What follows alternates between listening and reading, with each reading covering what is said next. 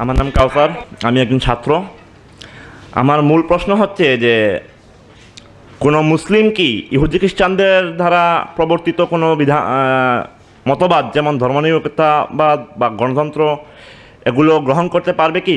কারণ আপনি একটু আগে যে বললেন যে মাওলানা মওদুদী, তো ওনার জামাত এখন দেখা যায় যে ওনারা চাইতেছেন যে গণতন্ত্রের সাহায্যে ওনারা ইসলাম প্রতিষ্ঠিত করবেন। আর মিশরে সেম যে ইমাম হাসানুল মান্নার প্রতিষ্ঠিত ইখওয়ান, তারা চাইতেছে ধর্মনিরপেক্ষ মতবাদের আড়ে ওরা ইসলাম, এবং তারা চাইতেছে যে প্রথমে একটু একটু করে হোক, প্রথমে ক্ষমতা যাওয়া হোক এবং পরে খিলাফা প্রতিষ্ঠিত হবে। এই যে একটু একটু করে বাই স্টেপ, এটা কি? জি ভাই, আপনার প্রশ্ন বুঝতে পেরেছি। চমৎকার প্রশ্ন। এই প্রশ্নটা সবারই হৃদয়গমন করার দরকার। কোনো মুসলিম ব্যক্তি কি পাশ্চাত্যের দেওয়া মতবাদ, সে যে কোনো মতবাদই হোক, সে গণতন্ত্র হোক, ধর্মনিরপেক্ষ সেকুলারিজম হোক, ন্যাশনালিজম হোক বা কমিউনিজম হোক, আরও যত মতবাদ আছে, ডেমোক্রেসি হোক, যেটাই হোক না কেন, সেটা মানতে পারবে কি না? আপনি আগে বিশ্বাস করুন যে ইসলামই একমাত্র আল্লাহর কাছে মনোনীত দিন। সূরা আল ইমরান 19 নম্বর আয়াত, ইন্নাদ-দীনা ইনদাল্লাহিল ইসলাম। আল্লাহর কাছে মনোনীত দিন একমাত্র কি? ইসলাম। আর রাসূল সাল্লাল্লাহু আলাইহি সাল্লামকে পাঠাইয়াছিলেন আল্লাহ রাব্বুল আলামিন। আপনি দেখুন সূরা সফের মধ্যে আসছে 13 নম্বর আয়াত, লিউযহিরা আলাদ-দীনি কুল্লি।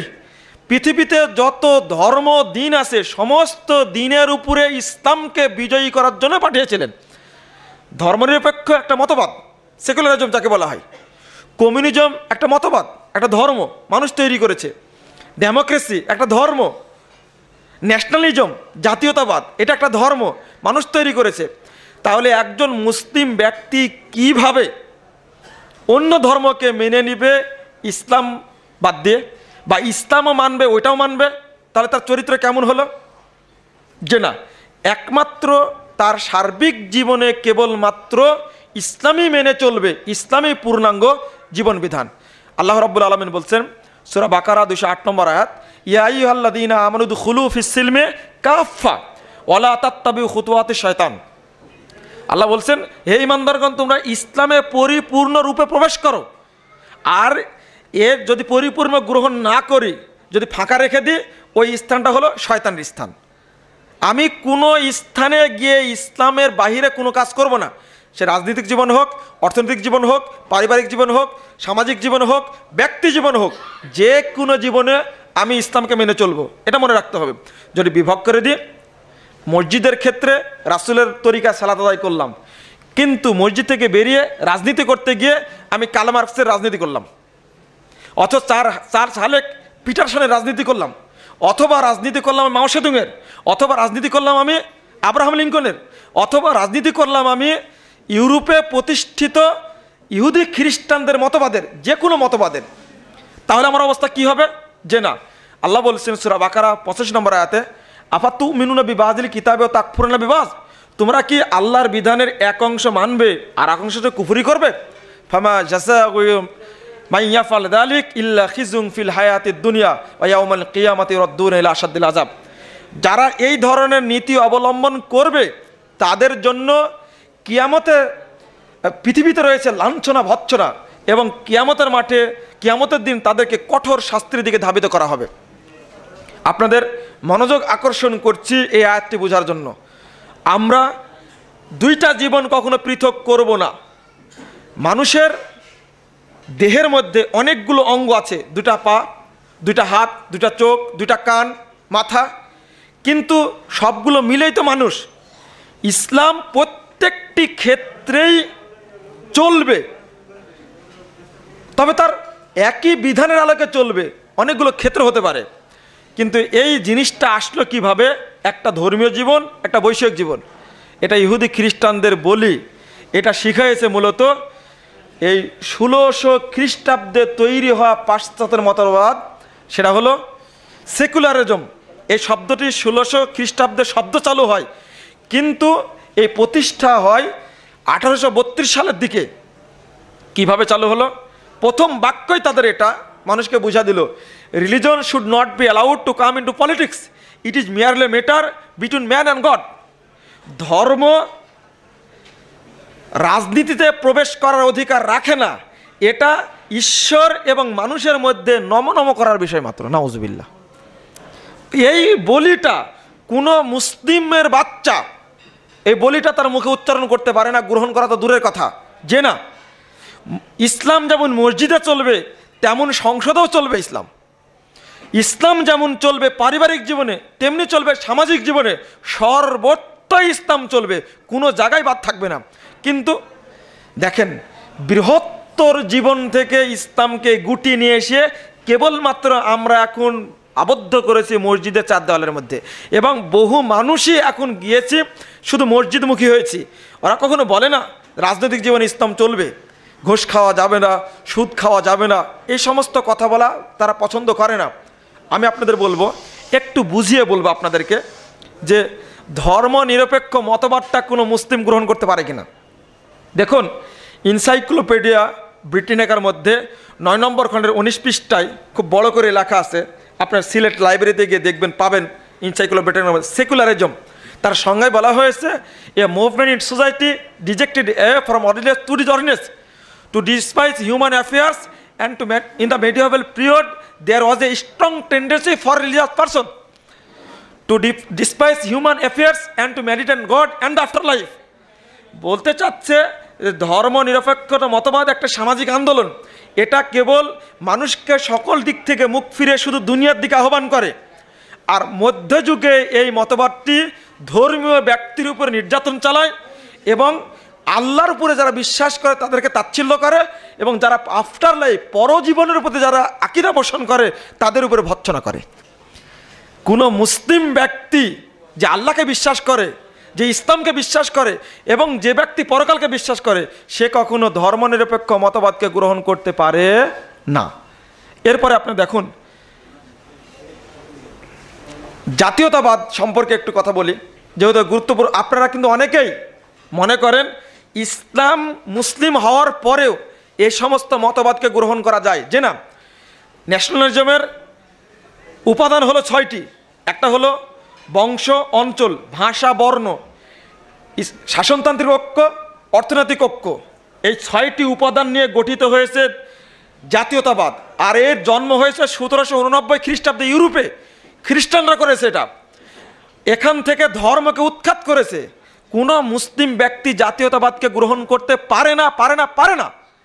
সেকুলারিজম তো পারে না। কমিউনিজম সম্পর্কে, কার্ল মার্কস সম্পর্কে আপনার জানা উচিত, মাও সেতুং, অ্যাঙ্গেলস সম্পর্কে জানা উচিত। কার্ল মার্কস বলতে চেয়েছে যে it is not religion that creates man, but man who creates religion. It is the আফিম, the idea of God must be destroyed. Karl Marx বলতে চাচ্ছে মানুষ ধর্মকে তৈরি করেছে, ধর্ম মানুষকে তৈরি করেনি। 1387 নম্বর হাদিস সহিহ বুখারী, রাসূল সাল্লাল্লাহু আলাইহি ওয়াসাল্লাম বলছেন, এবং সূরা রোম 30 নম্বর আয়াতটি খুলুন, আল্লাহ ফেতরাতের উপরে প্রত্যেক মানুষকে সৃষ্টি করেছেন। রাসূল বলেছেন, কুল্লু মাউলুদিন ইউলাদু আলাল ফিতরা, প্রত্যেক ব্যক্তিকে ধর্মের উপরে আল্লাহ সৃষ্টি করেছেন, মায়ের গর্ভ থেকে তাকে সৃষ্টি করেছেন। আল্লাহ রাসূল বললেন, আল্লাহও বললেন। আর কার্ল মার্কস বলেছে যে ধর্ম মানুষকে সৃষ্টি করেছে, মানে মানুষ ধর্মকে সৃষ্টি করেছে, মানুষ ধর্মকে সৃষ্টি করেছে, নাউজুবিল্লাহ। অথচ ইসলাম বলেছে ধর্ম মানুষকে সৃষ্টি করেছে। এরপরে বলছে religion is the groan of the downtrodden creature. আসলে ধর্মটা বর্তমান বিশ্বের জন্য মূর্ত আর্তনাদ মাত্র, ধর্মের কারণে মানুষ অতিষ্ঠ। সুতরাং the idea of God must be destroyed. সুতরাং আল্লাহর ধারণা যে মানুষের হৃদয়ে আছে, ঈশ্বরের ধারণা, সেই ধারণাটা মানুষের বুক থেকে বের করে নাও। ইট ইজ দ্য আফিম, এটা হলো একটা নিশার মতো, আফিমের মতো, নাউজুবিল্লাহ। অ্যাঙ্গেলস বলতে আরো এগিয়ে বলছে, the first word of religion is a lie to faith of Allah. আল্লাহর প্রতি বিশ্বাস ধর্মের এই প্রথম বাক্যটি মিথ্যা কথা। নাউজুবিল্লাহ বললেন না? আমরা প্রথম কি বলি? আমান্তু বিল্লাহি ওয়া মালাইকাতিহি বলি না? অ্যাঙ্গেলস বলতে আরো এগিয়ে গিয়ে একজন ব্যক্তি কিভাবে কমিউনিস্ট সাজতে পারে, একজন ব্যক্তি কিভাবে নীতি গ্রহণ করতে পারে।